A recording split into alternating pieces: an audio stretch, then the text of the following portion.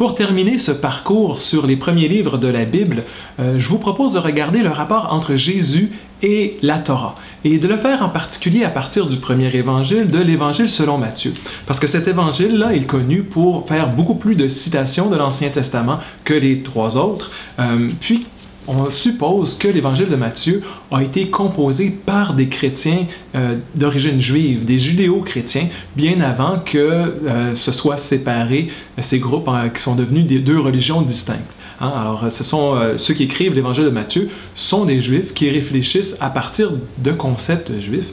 Donc, on va essayer d'embarquer dans cette relecture de la Torah avec Jésus dans l'évangile de Matthieu. Donc, les premiers mots de l'évangile de Matthieu, en grec, c'est Biblos Geneseos Iesu Christou, ce qui veut dire quelque chose comme livre de la Genèse ou livre des origines de Jésus-Christ. On a déjà une référence au titre grec du premier livre de la Torah, la Genèse.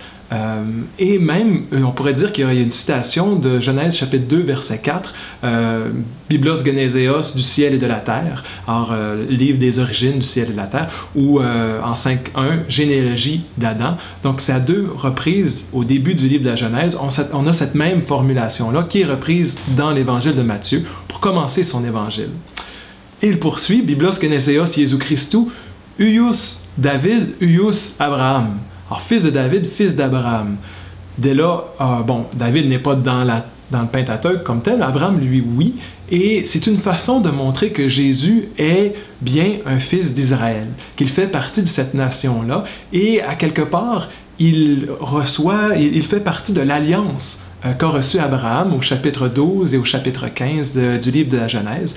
Et aussi, avec David, l'alliance de David, en 2 Samuel 7, on a parlé dans une leçon, cette alliance-là aussi. Puis, chapitre 1, chapitre 2 surtout, sa naissance va être présentée comme l'accomplissement des paroles des prophètes, l'accomplissement des Écritures. Comment ça se fait? Entre autres, c'est que Jésus va revivre lui-même le parcours d'Israël. Au chapitre 2, on voit que Jésus doit se réfugier en Égypte. Il y a un tyran, il y a le massacre des enfants, et il va finir par revenir en Israël, un peu de façon analogue à l'Exode, au livre de l'Exode, puis à la rentrée en terre promise par la suite. Donc, c'est un rapport typologique qu'on va dire dans les termes, dans l'étude biblique. Une typologie, c'est comme si ce qu'il y avait dans l'Ancien Testament devient un type, un prototype de qu'est-ce qui va arriver dans le Nouveau, une genre d'annonce. Donc, on a d'un côté, le côté d'Hérode dans Matthieu, qui joue le rôle du tyran, le massacre des enfants, qui rappelle les enfants jetés au fleuve suite au Pharaon, aux décisions du Pharaon, et Jésus qui va jouer le rôle de Moïse.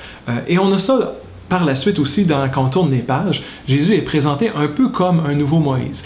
Il va aller sur la montagne, il va monter, il va descendre de la montagne, un peu comme Moïse l'avait fait au Sinaï, pour amener une parole de Dieu à ceux qui l'écoutent.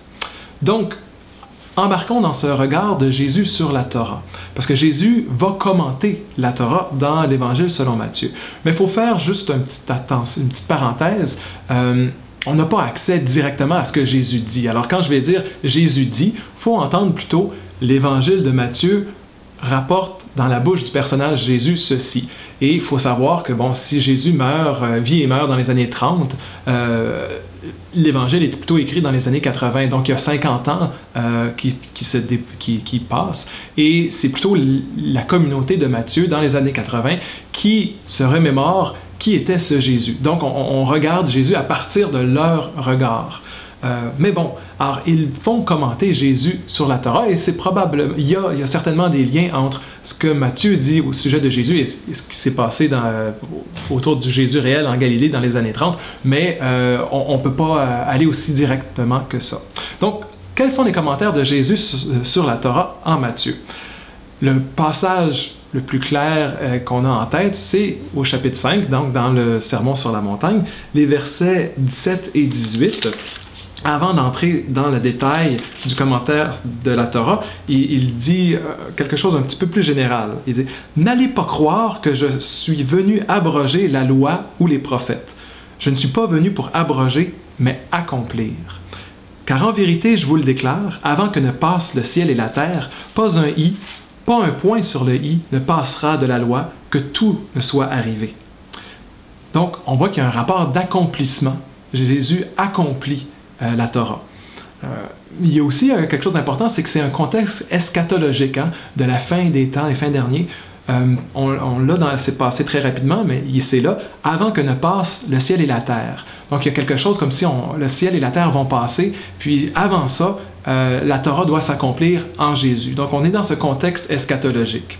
C'est un contexte aussi polémique, parce que les versets qui suivent, on voit que Jésus s'insurge contre l'enseignement des pharisiens qui manquent de justice. Je vous le cite. Car je vous le dis, si votre justice ne surpasse pas celle des scribes et des pharisiens, non, vous n'entrerez pas dans le royaume des cieux. Donc, l'enjeu autour de l'interprétation de la Torah, c'est autour de la justice, dikaiosune en grec. Et la justice qu'on va voir, qui est montrée dans l'évangile de Jésus, c'est une justice qui porte attention aux personnes d'abord et avant tout, pas juste à la lettre de la loi, mais à cet esprit de faire attention à la personne. Donc, c'est ça. Donc, Jésus dit clairement qu'il ne vient pas abroger la loi, mais l'accomplir.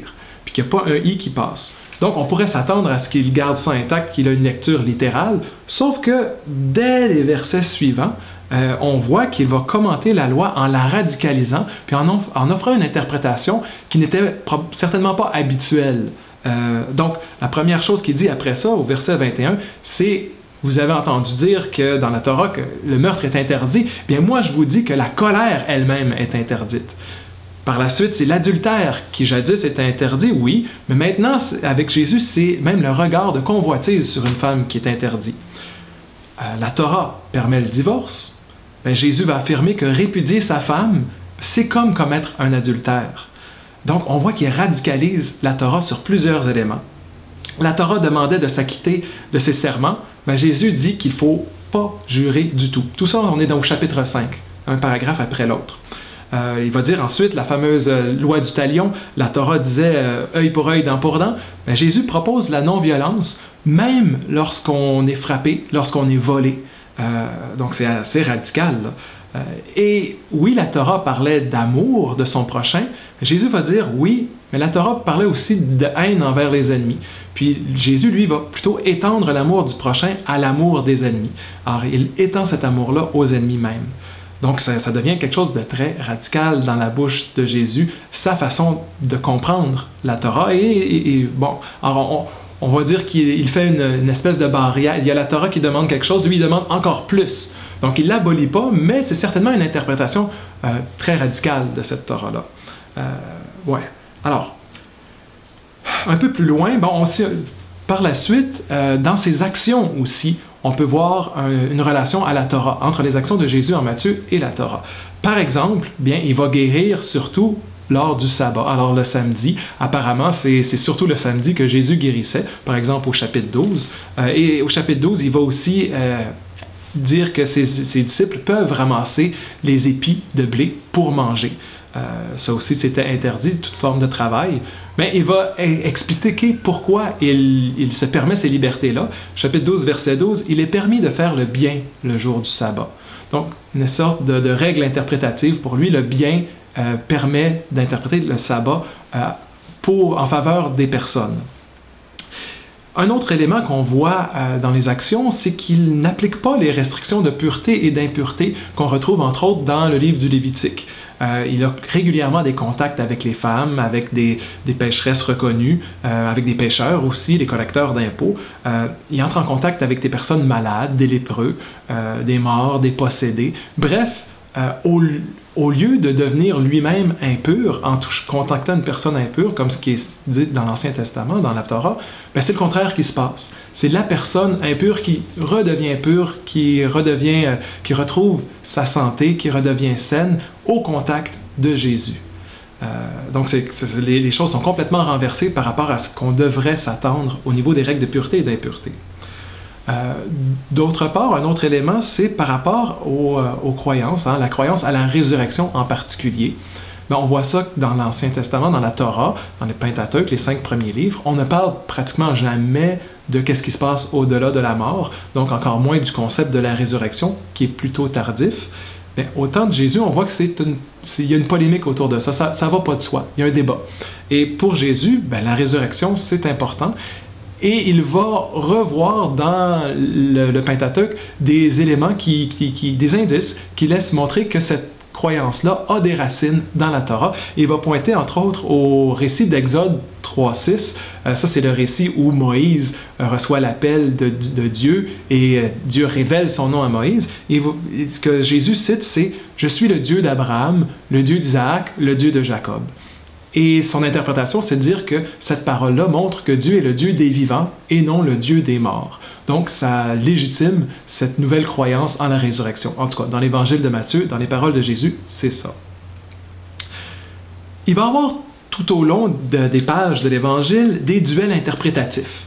Le premier duel interprétatif, on le retrouve au chapitre 4, où Jésus va être d'un côté et son adversaire, ça va être l'adversaire, le diable, et lors des tentations. Et le diable va arriver, le tentateur, avec des paroles du Deutéronome, puis Jésus va contrecarrer ça avec d'autres paroles du Deutéronome. Donc il y a comme une espèce de duel exégétique, on cite des passages de l'Écriture, et d'un côté, les paroles citées par le tentateur veulent montrer que Jésus est un Messie puissant qui peut, par des actes, se montrer des actes de puissance. Et de l'autre côté, Jésus laisse entendre que non, son identité n'est pas de ce type-là. Vous irez lire ça, chapitre 4. Aussi, tout au long de l'Évangile, la plupart de ces duels autour de l'interprétation de la Torah va plutôt être avec les pharisiens, les scribes, parfois des sadducéens aussi. Par exemple, au chapitre 22, il y a une petite phrase qui dit que ces scribes et pharisiens tentent de le prendre au piège en le faisant parler. Alors souvent, on a un récit qui commence comme ça. Les scribes voulant tendre un piège à Jésus, et ça se poursuit. Et il y a une question d'honneur, qui va réussir à convaincre l'autre, et c'est toujours Jésus qui remporte, bien entendu, vu que c'est les évangiles présentent le point de vue des chrétiens et de Jésus. Et ces tensions entre Jésus et les scribes et pharisiens autour de l'enseignement de la Torah, de comment interpréter cette Torah-là, vont aller à le point culminant, c'est le chapitre 23. Je ne sais pas si vous avez déjà lu le chapitre 23 de l'Évangile de Matthieu, mais Jésus y va vraiment avec des invectives, on pourrait même dire des insultes, des injures contre ces pharisiens-là. Qu'est-ce qu'il reproche aux pharisiens? C'est que, on voit ça dès le premier verset, les scribes et les pharisiens siègent dans la chaire de Moïse. Donc, c'est les interprètes officiels de la Torah dans ce texte-là. Et ce que Jésus leur reproche, c'est qu'ils ne font pas ce qu'ils disent. Ils lient les personnes de pesant fardeau. Ils cherchent les premières places, imposent des dîmes. Bref, ils finissent par être des guides aveugles, hypocrites, selon ce texte-là. Bon, puis je ne vous lirai pas toutes les insultes, mais c'est assez fort. Il y a une tension sur l'interprétation de la Torah entre Jésus et ses adversaires. Mais il n'y a pas juste des éléments en contradiction, en opposition ou de tension. Jésus va aussi parler positivement de la Torah, va résumer la Torah. Et dans cet effort de synthèse autour de qu'est-ce que c'est que la Torah demande, on a une réponse différente, on a une mise en scène différente que dans l'Évangile de Marc, où là on a un homme qui veut entrer à la suite de Jésus, puis il veut savoir qu'est-ce qu'il faut faire pour être encore plus, pour avoir la vie. Et mais ici en Matthieu, c'est encore une fois une question qui entre dans un duel entre Sadducéens, pharisiens et Jésus. Alors je vous lis le texte au chapitre 22. Apprenant qu'il avait fermé la bouche aux Sadducéens, les pharisiens se réunirent, et l'un d'eux, un légiste, lui demanda pour lui tendre un piège. « Maître, quel est le grand commandement dans la loi? » Jésus lui déclara, « Tu aimeras le Seigneur ton Dieu de tout ton cœur, de toute ton âme, de toute ta pensée. » C'est là le premier commandement. Un second est aussi important. « Tu aimeras ton prochain comme toi-même. » De ces deux commandements dépendent toute la loi et les prophètes. Et honnêtement, je pense que c'est une excellente façon de résumer la Torah, celle qui est proposée par le Jésus de Matthieu, qui centre toute la Torah autour de l'amour de Dieu et de l'amour du prochain. Et je pense que beaucoup de Juifs et de chrétiens seraient d'accord avec cette synthèse de la Torah. Le Jésus des Évangiles porte un rapport ambigu. Il accomplit la Torah, mais il réinterprète la Torah. C'est une interprétation originale de la Torah qui est proposée dans les évangiles. Le travail de Matthieu qui fait ça est montré dans un clin d'œil au chapitre 13, le verset 53. « Tout scribe instruit du royaume des cieux est comparable à un maître qui tire son trésor du neuf et du vieux. » Alors, du neuf et du vieux, il y a toute la Torah qui est là, et il y a l'accomplissement un peu surprenant en Jésus, et ces deux-là ensemble font le Nouveau Testament, ce renouvellement de l'alliance, de cette alliance qui était commencée dans la Torah. Et dans son ensemble, l'évangile de Matthieu, on voit qu'il y a un parcours qui est proposé, un parcours qui part d'Israël vers toutes les nations. Le premier et deuxième chapitre montrent que Matthieu est très bien ancré dans la tradition d'Israël. Ça commence, comme on l'a dit, avec une généalogie de Jésus, avec une quarantaine de personnages de l'Ancien Testament. Il y a 5 citations dès les 2 premiers chapitres qui montrent que Jésus accomplit les Écritures. Et donc, quand on arrive au verset 21 du premier chapitre, où on dit que Jésus, c'est lui qui sauvera son peuple, on explique son nom comme ça, Jésus, ça veut dire celui qui sauvera son peuple, bien, tout de suite, on comprend que son peuple, c'est Israël, parce qu'on vient de faire toute l'histoire d'Israël par cette généalogie-là. Pourtant, quand on arrive à la fin de l'Évangile, c'est quelque chose de complètement différent. Chapitre 28 se termine avec Jésus sur la montagne, ressuscité, les disciples sont là en Galilée, et dans ce court discours du Christ ressuscité, il va dire « Allez donc de toutes les nations, faites des disciples. » Alors, il envoie les disciples de la Galilée vers toutes les nations. Cette finale peut être un peu surprenante pour un lecteur, une lectrice qui lit Matthieu pour la première fois, parce que justement, il commence vraiment en Israël, puis oups, il y a cette ouverture-là. Donc, moi, je pense que ça a comme effet de nous inciter à relire Matthieu une deuxième fois pour voir les indices d'une ouverture vers les nations dès le début. Par exemple, dans la généalogie, il y a 4 ou 5 femmes qui sont nommées, mais il y en a au moins 2 d'entre elles qui sont clairement étrangères, des non-juives, qui font partie de la généalogie de Jésus. Aussi, il y a le rôle des mages au chapitre 2. Ce sont des étrangers venus de l'Est qui viennent et qui vont se prosterner devant Jésus et lui offrir des cadeaux. Ça, la prosternation, c'est le geste justement que les disciples vont faire au chapitre 28, à la fin de l'Évangile, sur la montagne, le Christ ressuscité leur apparaît et ils vont se prosterner. C'est le même mot grec.